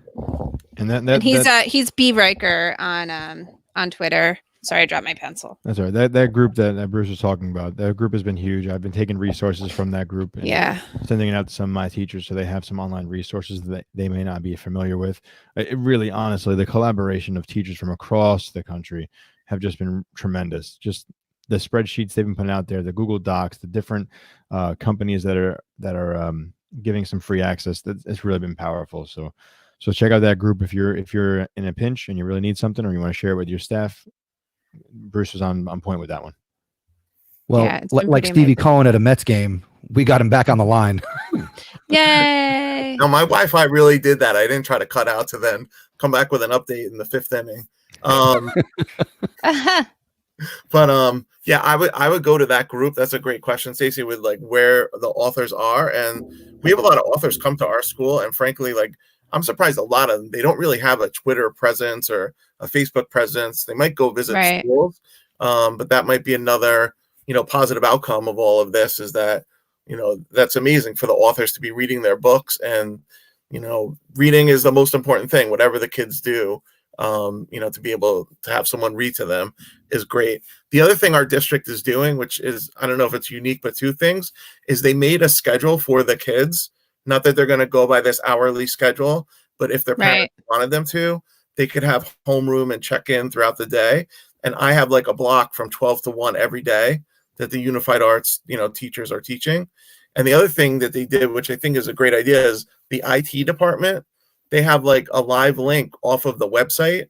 So you can email them for tech support, but they even have a little chat link that if you really get stuck, parents or teachers can chat with the IT person. And especially in the beginning, I think that's going to be, super helpful if you never used any of these tools before. It's the shadow. What? I'm not looking. Sorry, I saw her. People who listen to the show, they know about the shadow. Yeah. But Bruce, this has been really, really amazing. I really look forward to trying to find some of those authors for my kiddos. And I look for you when you post in the educators group online. I know there's another one. I'm looking for the name of it, so I'm slightly distracted as I look for that. Oh, no worries. I think today, one of the best things I read, Chris of Villas actually put up and said, if you never used Google Classroom before, you might want to not have the students comment in the stream. Oh, thanks for the reminder. I need to turn that off now. I'm going to remind myself too, because that's usually just turned on. And if they're not in school and they know they might be home, it looks like whatever period of time, you could delete their things they wrote afterwards, but you might want to be proactive that you can completely make it so you're the only person, that the teacher is the only person that can post in the stream. I've empowered my kids all year. Why stop now? I thought it was a good tip. If you've never used it, which some of the teachers true, if you've never have never used it, and my kids still can't figure out that I do not need them to tell me when they've turned something in or to comment on how cool it is or anything. So and the other thing I saw online, which I thought was clever, from Sue, I think she's in South Jersey. She's a Kiker trainer, and she also is a video production teacher, is for staff to have one shared doc. And then in that shared doc, they'll be sharing ideas throughout the day. And then they could also ask each other, but just in one document, instead of, especially if they're not doing video. And I thought that was a pretty clever idea and a super easy way to use Google Docs. That's a great idea. I think I might take that and modify it, because as we go through, Bruce, you're in Bergen County, I keep mentioning it, but we're not going to be for 2 weeks. We're going to be out for longer than that, and we're going to have to shift and adjust as we go forward, over the next 3, 4, even longer than that. Yeah, no, I totally agree. And I know a challenge I'm going to have is my marking period ends April 15th. So the next day is the 4th marking period. Like in my particular school, I get all new students for the 4th marking period. Oh, wow. So you might have met with your kids for the last time last week, and you're going to jump back in with a whole new batch, just starting off again. No, well, even I still think we might be in remote learning at that point. So when the remote learning ends, a new group could come in, during a new marking period. But all the teachers are going to have different challenges of if you have the class the whole year. But I kind of thought ahead and printed out at least those class lists that those kids are going to be like coming the first day, and now you're doing it remotely is going to be definitely a challenge. Well, just so you know, Bruce, here on StreamYard, there is an experimental green screen feature. So maybe you produce your morning show with your kids coming in here. I like what the other teacher said from Bergen Catholic, that he has kids doing it like on their lawn and then send it in and, do like the regular show would be cool. Yeah, I have a couple of kids now that could probably pull it off to, record on green screen at home or on their front lawn. It'd be kind of cool to see them open our school day still with a modified version of the show. Nice. Bruce, how can people connect with you? This is breaking my streak of 2,000 also, Chris. So I'm very upset with the show. Oh no. I don't think we'll put the asterisk in the book. Just keep going. Okay. I was only kicked out offline once for when we had a lightning strike in our school. We were off for like a week, but this is the second time. So the streak's been over for a long time. Maybe I should just give my Twitter address. There you go. Yeah, people could definitely reach me. The easiest place is on Twitter at BReicher, BREICHER, and definitely share and learn together. And again, I think what one of the other people said is the more you could do something like this, I think all the different things everyone's saying is definitely a big help to see it like visually instead of just read it, on a piece of paper. So thank you so much for having this. And I think that to your point too, and to Ron's point, like I think we need connection as much as our kids are going to need connection these next few weeks, and just kind of like taking care of our own sanity. The number of people who are not only going to be managing anywhere from 20 or so to 100 plus kids, but likely their own children, if they're still school age, it's going to be a lot. Yeah. So PPD might come to fruition, AJ. There you go. I think you might be right. All right. Thanks a lot, Bruce. Be safe and have a good night. Take care. Thank you. Actually, along those lines, Stacey, I was talking with Bowtie Joe, another former guest of the podcast. And Friday, we're gonna in the morning do. We're gonna invite teachers we work with to do a private one of these on StreamYard, and we're gonna do a New Brunswick faculty AMA where we're gonna put it out to our kids' Google Classrooms, have the kids be able to come and chat, and we'll have some teachers on just to catch up and just have that little bit of community for kids who are used to seeing us every day. And, Joe's going to be behind that. You say New Brunswick MMA? You're going to just fight it out? Ask me anything. AMA. Ask me anything. MMA. My fault. To that point too, Chris, Craig Yen just pointed out, just wrote, another teacher said to make 2 classrooms where the students can post into the stream to be able to catch up with each other. And I think that maybe that's something that I do, that I don't know what I would call it. Like my first thing was like coronavirus catch up, but that is not what I would call it. Catching up with classmates. I like alliteration. It's still 5th grade, Have you taught them alliteration yet? No, because we haven't. I usually teach it in poetry, and honestly, it's not early elementary. It's more of a primary thing than an upper elementary thing. Speaking of upper elementary, let's go to our next caller. He's been very patient, and he looks better than all of us. He brings a lot of value. Been on the show before. Welcome back, Dan Krynas. This guy. What's up, guys? How you doing? Dan Krynas, what's up, buddy? For those who are not watching, whoa. Time out. Podcast update. What's your new toy? Yeah, I've had this for a little while. That's nice mic. Nice new microphone. Looks good. Sounds good. It does. You sound smooth. The Shure SM7B, baby. That's it. Wait a minute though. Are you downstairs in a basement with like bright white walls? Okay. I was like, it's like daylight where Dan is right now. And I know we're in the same time zone. So I was just trying to figure it out. Someone I just interviewed recently, or someone I was on a call with, thought that it was a like a green screen or some kind of fake background. It's the lighting. I have some pretty bright lights down here. That's awesome. No, that's great. So thank you guys. I know that a lot of people have said this, not only with you live, but also in the chat. Thank you guys so much for doing this. I appreciate it. And I know for me personally, I'm trying to do everything I can to continue to support clearly the teachers in my building who I support every day as a coach, but even friends and family. And I know, again, this was commented in the YouTube chat that, we as educators kind of know what to do. Not just for our students who we're going to be supporting virtually over the next few weeks or even next month or 2 months, but with kids at home. And there are lots of parents out there who are worried and just really don't know what to do. Thank you, Susie. Susie's great. I love Susie. Susie and I missed each other, unfortunately, in person at ISTE I think that was in Chicago, but we speak all the time on Voxer through EduMatch and various groups. I appreciate that, Susie. So there are definitely parents and friends of mine who have kids at home who are like, "Are you kidding me? Now I got to try and educate these kids too. And I'm not a teacher and I don't know what to do. So, trying to help out people who are not educators as well.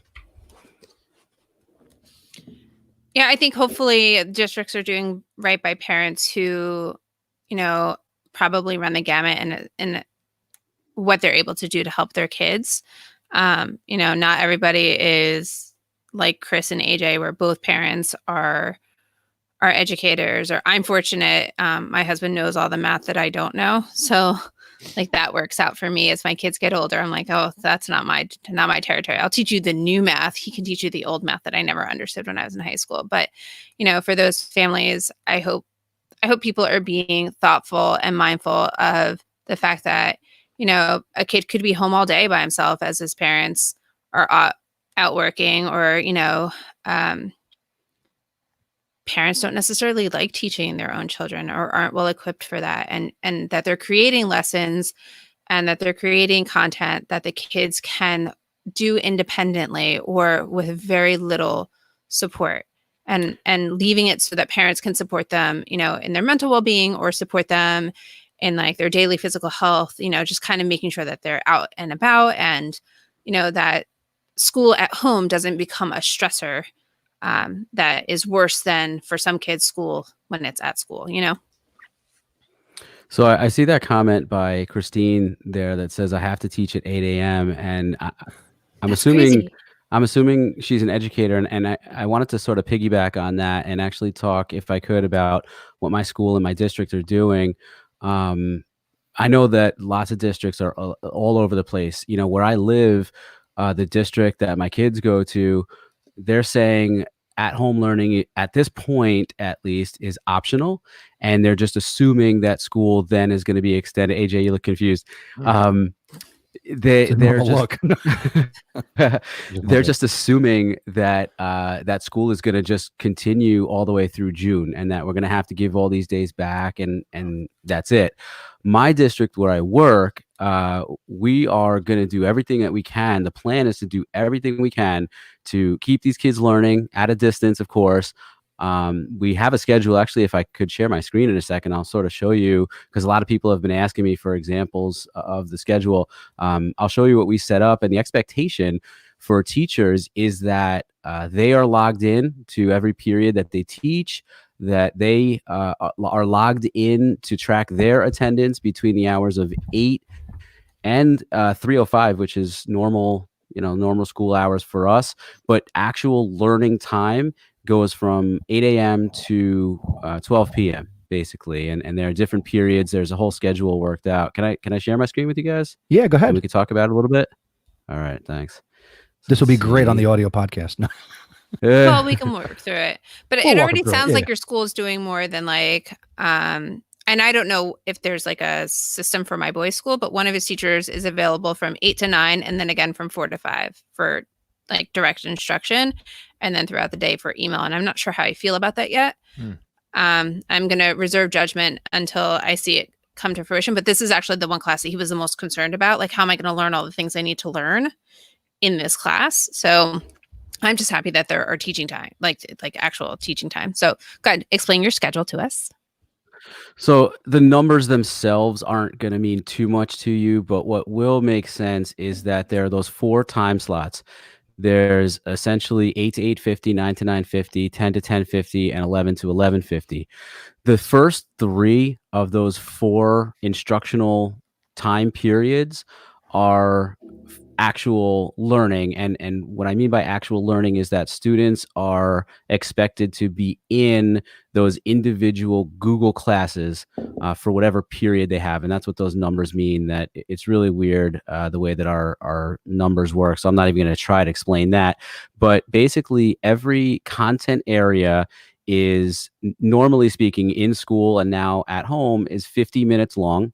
And we've shortened our related arts to 20-minute blocks. So essentially within that 50-minute to 1 hour period, a student can go through 3 cycles of related arts classes. So if they have a content area class, it's 50 minutes. If they have those 3 related arts periods in one block, it actually extends to about an hour, but it's 20 minutes at a time. And then that last hour ish from 11 to 11:50 maybe used to do a Q&A with teachers, get some extra help, finish, get some more time to finish any assignments that they might not have been able to finish in 20 minutes or 50 minutes, depending on whether they're in a related art or a content area class.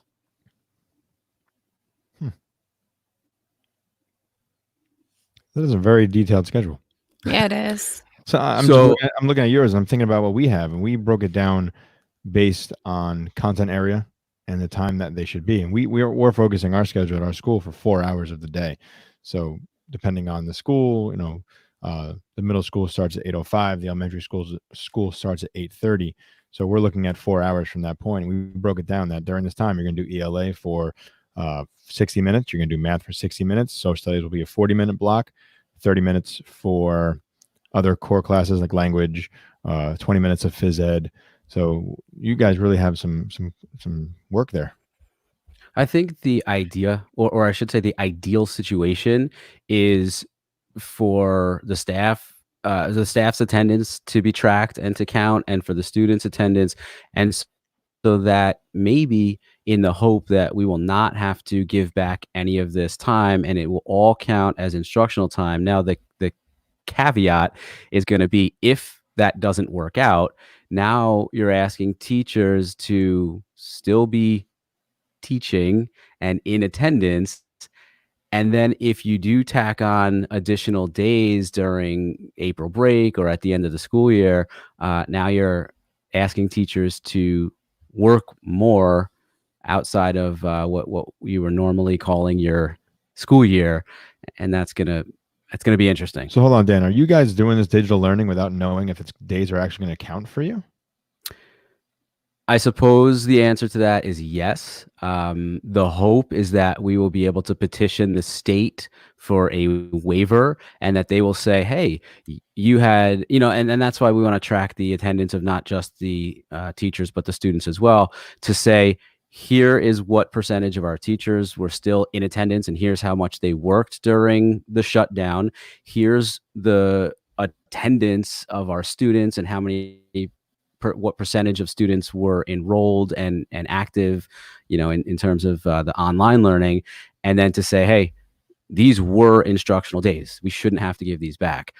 Whether or not the state goes for it, I don't know. The governor did waive the 180-day school year requirement, but basically all that means is that if you don't have 180 days by the end of June, the school year can't be extended beyond like June 30th. Who's closing your school? The district. Are you on snow days? Is that how it's working right now? Like you're basically taking your snow days? No, not even. We're not really taking days because the kids aren't there. Still learning outside of school. Yeah, and I should mention that in our district, grades 6 through 12 are 1-to-1, and students, and it was a mad scramble on Friday to make sure that every single student had a Chromebook. But 6 through 12 are 1-to-1 with Chromebooks, and then K through 5, basically the teachers made hard copies and packets and sent kids home with the hard copies of the work that they're going to need to do. Wow, you guys are taking a tremendous risk. Yeah, I have to say, here in New Jersey, I mean, it was mandated that we had to have a plan by Monday, this past Monday, in order for all e-learning days to count. That plan needed to be submitted to the state on Monday. And then I think people then had some time this week, and, some districts are taking tomorrow and Tuesday to figure out like the actual instruction that's going to be taking place, but plans had to be in place or any of your days would not be counted. I'm like gobsmacked. I couldn't imagine. I hope it works out for you guys. I mean, obviously you can't go past June 30th. I get that, but still, even the fact that when was your school year supposed to end? I think June 12th. Wow. 10th or 12th, something like that. Wow, man. I hope it works out for you guys. I mean, and I know the situation is bad as it is, but hopefully, that would just be a real blow to you guys if you didn't get that approved. Yeah, we'll see. Like I said, it's going to be interesting if, in terms of like the teachers union, teachers contract, if we're expected to be in attendance, logged in. Well, All right. The breakdown is 8 to 12 is instructional time, but 8 to 3, the expectation is that we're still available with our email open and everything. And we're clocking in at 8 and we're clocking out at 3:05. And it's obviously going to be very interesting to then be told you're going to need to extend the school year. And the teachers are going to say, wait a second, we were still working during those days. And if you want us to continue working past the school year, you're going to have to continue paying us past the school year. So yeah, I agree. It is a bit risky, and I don't know when we'll hear the definitive answer as to whether or not they're extending the school year beyond that June 10th or 12th that we were supposed to go to. But that's the idea. If I could, I also wanted to bring up the unique position that I think I am in as a coach in all of this. You know, teachers, like I said, have to provide, at this point, they were asked to provide 10 days worth of Google Classroom lessons, activities to keep the kids engaged and learning for at least a period of 2 weeks. Beyond that, right now is supposed to be our spring break, but who knows? Wow. My role as a coach, I'm trying to do what I can to still be available and support teachers in any way I can. I held a Zoom conference call this evening just to say, hey, if there are any last minute questions, comments, concerns that you guys have, any tips, or tools that I can show you in terms of Google Classroom, let's get on tonight and chat about it. I'm going to keep that same Zoom room. It's basically like my personal meeting room in Zoom. And I heard you talking before, I forget who it was with, but Chris, I think it was you mentioned that, yes, Zoom has now granted their premium features to basically anyone who signs up using a school account. So I had Zoom with a personal account, but you were cut off at 40 minutes, and anything more than like 2 people chatting in a room, it didn't really work that well. So now I have a school issued Zoom account, and you can have as many people as you want basically, and it's longer than 40 minutes. It's great. So I'm going to use that. And I told teachers anytime, whether it's during those instructional hours or not, let me, come into that Zoom room. I will get a notification. I'll jump right in. It might take a minute or 2, but I'll jump right on there and help you out with whatever you need. And I had my principal send the same message out to our parents and families to say, look, if you as a parent or your student are struggling with any of the technology or the schedule or anything involving this digital learning, please jump on a Zoom call with me and I will support you however I can. That's awesome. That's really great. I think that's really great. It's really helpful to the teachers. That's the support they need during this time if they're not going to be there. For those teachers who are nervous about all of this, that's good that you're available. You're a good man, Dan Krynas. Sure. Nice. Yeah, it is a unique position because I want to do as much as I possibly can, but without those responsibilities directly to students, it's just about, like I said, just trying to be as available as possible to continue to support. And again, as I said this like right when we got on with each other, like I think there's so many parents who are not educators out there who are like, I don't know what Google Classroom is. I don't know, not even like, I don't know how to teach the content. Just, I don't know what I'm supposed to be doing with my kids. Yeah, You I was guys doing are that the with my ones- brother-in-law today. Yeah. He was Look, like, so do I need a special device to get Google Classroom? I was like, nope. I'll show you what I did. I just a paper hard copy. My wife and I like made this schedule for my own kids at home for the next few days. what they're going to be doing. So I have 2 kids, Evan and Leah. Evan's in 4th grade. Leah's in kindergarten. And like I said, my district is basically making this at-home learning optional. But while I have to be quote unquote working from 8 to 12 every morning, my wife is actually, her school's on spring break. She's in a private school and their break is starting, but now she's got the rest of the family home with her. Yeah. Craig Yen. I have not talked to Craig in a long time. Props to me. Thank you very much, Craig. And Robert, thanks for that. Appreciate it, guys. I'm trying to do everything I can. But yeah, so speaking of trying, like I'm going to even try with my own kids to keep them active and engaged and, support their learning as a parent as well. Well, thank you for supporting us and joining us tonight. Where can our listeners find you? Probably the best place, I guess, out there is at dcrinus on Twitter or Leader of Learning.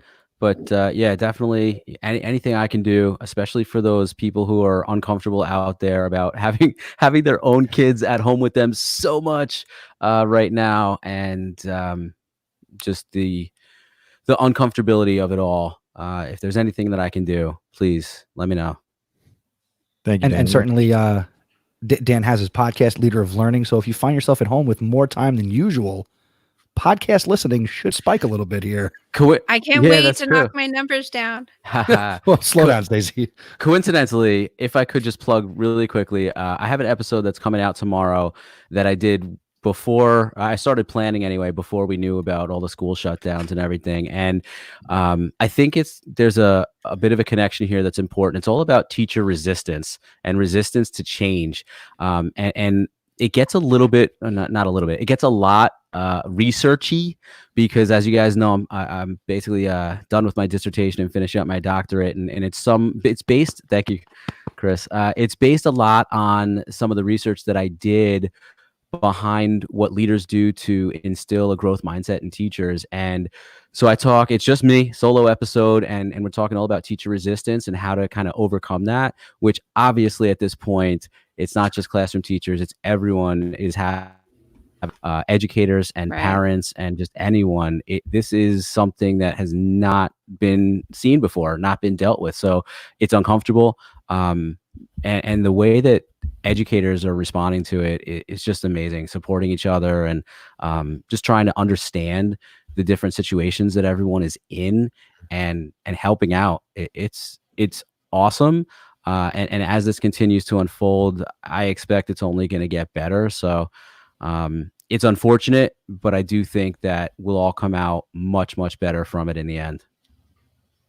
Yeah, I agree. I'll give it a listen. Sounds Agreed, good. Yeah. Thanks, guys. Thanks to you, Dan. Appreciate it. Thanks, Dan. Thanks for hopping on, man. So I think one of the things Dan talked about, and it's unfortunate that it took this issue that's going on around the country for teachers to, start to embrace the technology and start to embrace this idea of digital learning. But, if this is what it takes to do it and people start finding some comfort in it, I think it's really going to change a lot of the methods that we bring into the classroom. I think it's really going to change the way a lot of teachers look at teaching going forward. And it is going to make them stronger. And I think that's really fantastic. It is unfortunate that we're doing it because of this. Right. But overall, I really think it's going to really change the way teachers teach and students learn. Yeah. I mean, I've seen, in my old district, I know I worked with some people who were a little reluctant to use technology or didn't fully adopt it, or, maybe even they didn't have the resources where it's something that's, readily available on a daily basis. But in South Brunswick, they've been teaching distance for 2 days now. So they're 2 days in. They go back to distance teaching tomorrow. But one of the things they've said is the way that their classroom community has evolved and the connections that the kids are making. I don't know if they're required, but I know some of them are making phone calls home, and some of them are talking to their kids or having virtual morning meetings. And that is not something I know the 2 teachers that I'm thinking of from that district would ever have considered if this were not their current reality. So it's just nice to see people stepping out, getting a little uncomfortable, learning new things for like the best of their students. And I don't want to get too preachy, and I don't want to be negative here in any way, but like, Gravy. Throughout Twitter, throughout the education community, a lot of the leaders and a lot of the teachers that we see out there are saying to do certain things with your students, during this time. I see a lot of people preaching the fact that you should be calling home, or you should be, finding ways to connect with your students, whether it's FaceTime or Google Hangouts or actual phone call. If that is not comfortable for you, don't feel like you're not doing the right thing because you're seeing it on Twitter. We can't live by the word of Twitter anymore. Right. We got a lot of people putting themselves out there doing different things. Yes, you're using Google Classroom, you're communicating in some way, if you're using Remind, drop a message, but don't feel like you absolutely need to go out of your way to contact, whether you're a leader, all of the families in one given day. And don't feel like you have to connect with every single student. We have kids all over the place who are not going to be home, who are going to be working at a different time of the day in a different location where they're not comfortable. And if you know that, again, reach out. But if you feel like it's putting stress on you that, oh my God, I got to get to my kids, they need me. Right. They do need you, but you can find another way to get in touch with them without driving yourself nuts. If you have a family, if you are doing your work from home and your kids are next to you doing your work, that's priority number one, keeping them safe. Priority number two is finding a way to connect with your kids and whatever that is. And I don't mean to sound negative, but I've seen a lot of these people put this out there that, oh, you have to go and connect with your kids, call them every day. That's impossible. I'm sorry. That's impossible. I mean, unless you're a resource room teacher and you've got 9 kids, right? Maybe. But I like the idea of this, Chris, using StreamYard to have like a virtual connection with anyone who's available and can get on. Right, because again, they can, those who are comfortable can chat. Those who are a little more outgoing and want to come on camera, you can do that. Or you could just monologue, or maybe just record. If you don't want to call your kids, or if that's not you, maybe you can use something like Loom. Record a video. Hey, it's Mr. Nessie. Just want to check in, let you guys know I'm thinking about you. If you have questions, email me, leave a comment down below. Just keep it simple. That's all it is. Do a screencastify. Take 2 minutes and just say, thinking of you. Hope you're safe. Hope your family is well. Email me if you need. Drop a message in Google Classroom if you need. Right. And if that's too much, just go on your Google Classroom and drop a message as an announcement, or go on Remind, or go on Canva, whatever. Just drop a text message. Yeah. Hey, Chris, if people wanted to use something like StreamYard this week to connect with their kids, how easy is this to set up? This is super easy. You go to StreamYard.com, sign up for a free account, and you can connect it to any number of places. So, for example, on this account, I have it connected to YouTube. I have it connected to Facebook, Twitch. So YouTube might be the easiest thing to connect it to, because then you can schedule a broadcast like I did today, and I could schedule it as public, private, unlisted, and it's just a matter of sharing out the link. I'm able to do this fancy thing of, podcastpd.com/join, but there is an actual youtube.com/ a whole bunch of jargon that you could just put that link in a Google Classroom. It's I was saying, and if you're simple. posting in Classroom, who cares? You're sharing a link. It's not something someone's going to have to type in later. Right. But I mean, this is easy. I mean, I could share my screen, but it would get very Inception very quickly. Yeah, to that was show weird you all the back end earlier. But on the right side of my screen, I see all the comments. I can click on any comment, and it shows up on the screen. It goes away. I have a couple of different layouts here of people who are in this conversation. It's horrible. Don't do that ever again. So, there's this, it could just be me and everybody can still hear you guys. Right. So it's really flexible. And those who have been watching this whole time, you've seen me do different things with the layouts. And when we had somebody in here who's a guest speaking, I was able to feature them prominently at full screen, or, when Dan shared his desktop, able to show that. So as a wise man once said, using technology isn't difficult. Just give it a try. Try something new this week too. Right. Don't go crazy, but you get a little more slack to experiment. There you go. And I think on that note, maybe it is time to do the magic. Let's do the magic, Stacey. Wait, first, hold on.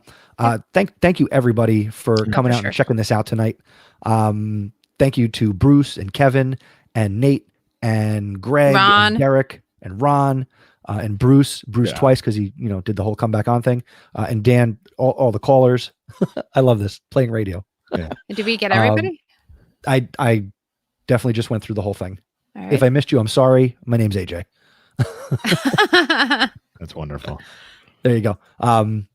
But yeah, so Podcast PD, this is a podcast we do every 2 weeks. You can go to podcastpd.com. If you're not subscribed on your device of choice, go to podcastpd.com/go, and it will help you subscribe.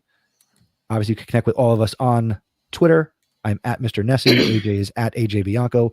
Stacey is coughing, and she's also at iRun Tech. Yep. You can connect with the show on social. We are at PodcastPD on Twitter and Instagram. And we'd love it if you check the show out on a regular basis. We have great conversations because this is way more fun than a PD day or a faculty meeting. For sure. And on that note, perfect. And on that note, it is time to say goodbye. Say goodbye, Christopher. Goodbye, Christopher. Say goodbye, AJ. Goodbye, AJ. Goodbye, Podcast PD. You can actually wave this time. I was going to say, I waved. Wave goodbye, everybody. See it. All right, goodbye. Bye. I'm going to end the broadcast. Wait, do we have to leave? How does that work? No, you don't have to leave. I'm going to end the broadcast. Okay. You ain't got to go home, but you got to get off this site.